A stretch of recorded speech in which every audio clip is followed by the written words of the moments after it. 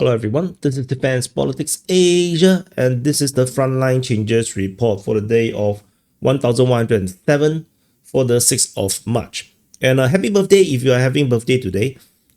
I'm not sure how long can I keep up with this. No.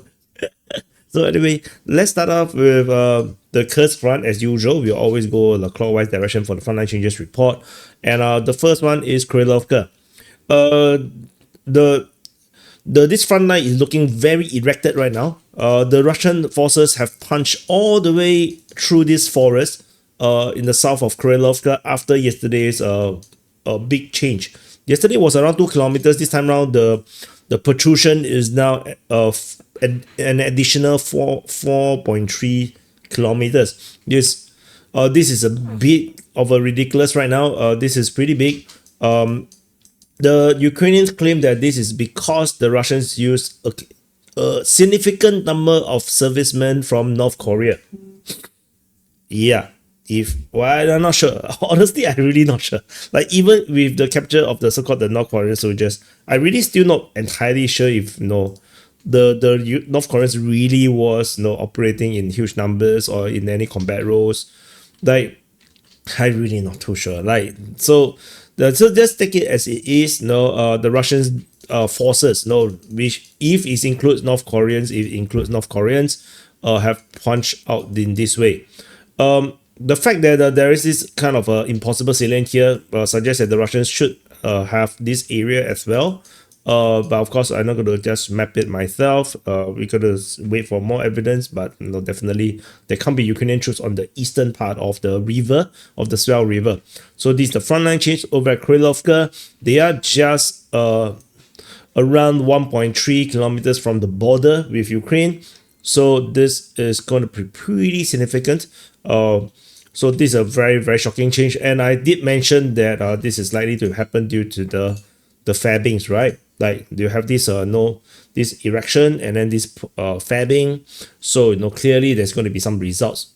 A lot of North Koreans came out of it. So anyway, that's all from Krylovka. The next frontline change is over at the Vesna front. According to the Ukrainian mapping, Deep State UA have mapped that the Russian forces have expanded their control of their bridgehead across Novomlinsk. In the north of Novomlinsk, the Russian forces have taken all of these areas here.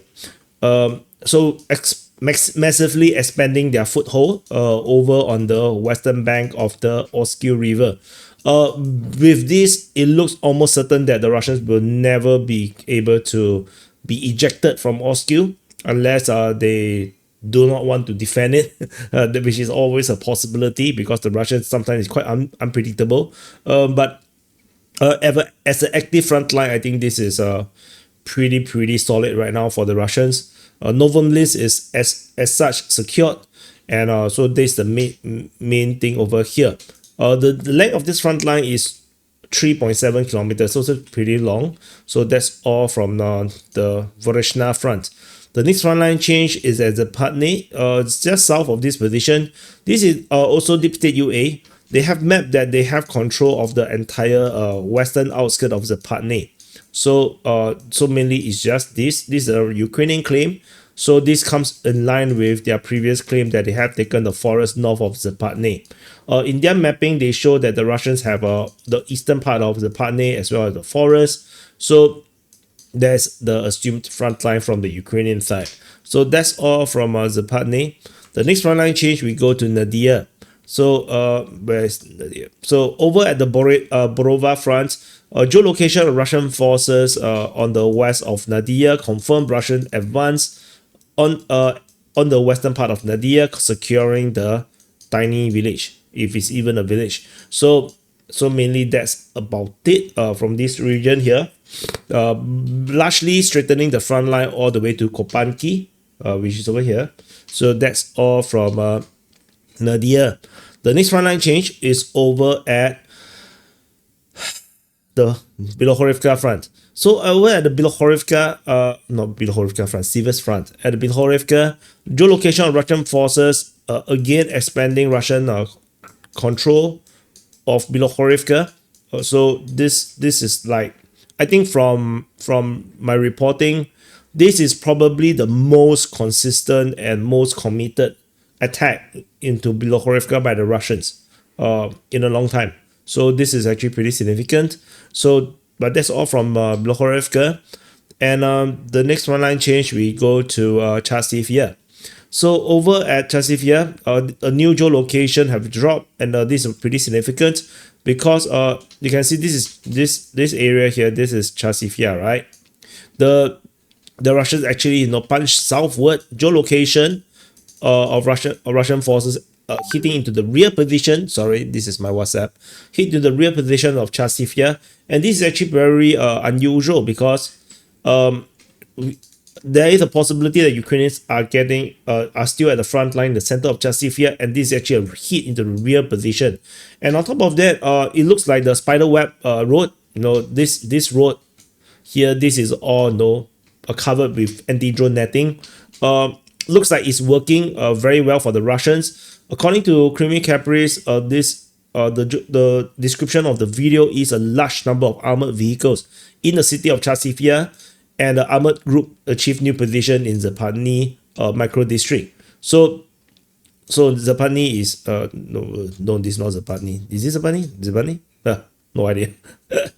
There's too many micro districts. Whatever it is, this is a massive attack.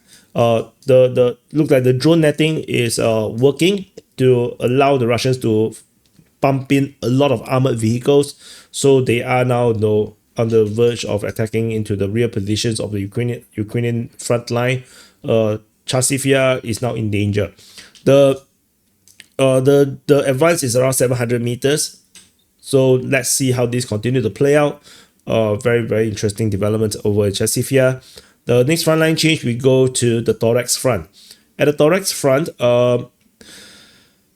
we have quite a little bit of frontline change. This is based on Russian mapping. So they have mapped that the Ukrainians have taken a bit of a Krimsky. There is some strengthening of the front line, just some editing, and the Russian claims over on the northwest of these two hills. So but it's just tiny changes at Toretsk. Otherwise, the Ukrainian presence in this sector is largely, in these two sectors is largely acknowledged by the Russian mapping. Part of it is mapped as a gray zone, so we will continue to monitor how this goes. Ukrainian mapping continues to assert that this entire area is under Ukrainian control, by the way. So, but our geolocation precedes it, so we will keep it as it is because the Russian mapping insist that they are at Novopasky and Shchemenivka, and it was confirmed by geolocation. So this will not be changed. After Toretsk, we go to Shevchenko. Over at the Pokrovsk front, this is Pokrovsk. At Shevchenko, Ukrainian forces have this is based on Ryba, have taken the tree lines, the railway forest in the north of Vyrodzenia. So this is an expansion of the Ukrainian advance on the eastern part of Shevchenko, so leads to a large capture on the eastern outskirts of Shevchenko. So that's all from Shevchenko, and the last frontline change is over at Rozliv. So over in the Andriivka front, this is Andriivka. At the Andriivka front, we have the Russian forces being geolocated in the new position south of Blahodatne, and this leads to the frontline change where the Russian forces is now advancing northward in the battle to move towards Blahodatne. This is a pretty long distance travel. This is around 2.25 square kilometers. 2.25 kilometers, because this is a very the farming fields here is huge, and Blahodatne is over here.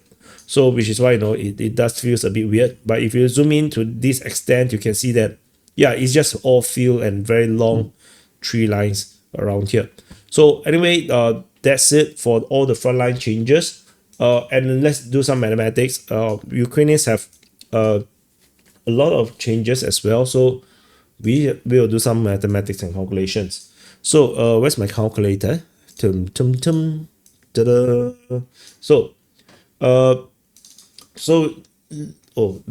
box doesn't fit. Let me adjust. So let's count the Ukrainians as usual because it's a smaller number.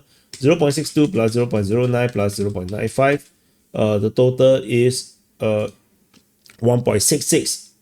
So the Ukrainians have advanced, have taken 1.66 square kilometers. Yeah, not a lot, but this the direct overflow of the Ukrainian offensive. And just before I go on, there is a lot of rumors, and the current claim is that the Americans have stopped intel sharing with the Ukrainians, and they have also forbidden the British from sharing intel with the Ukrainians. And as such, all the Ukrainian strategic weapons cannot be used right now, including Storm Shadows, HIMARS. All of them cannot be used because there is no target acquisition.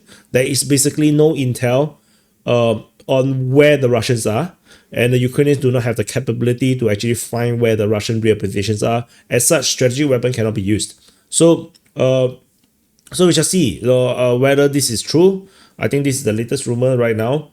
And this also, the pro-Ukrainian side is very angry because it's like, oh, just when the Ukrainians are having some success, they are attacking so many places, gaining grounds, and then the Americans then F them up like this. My reply is, firstly,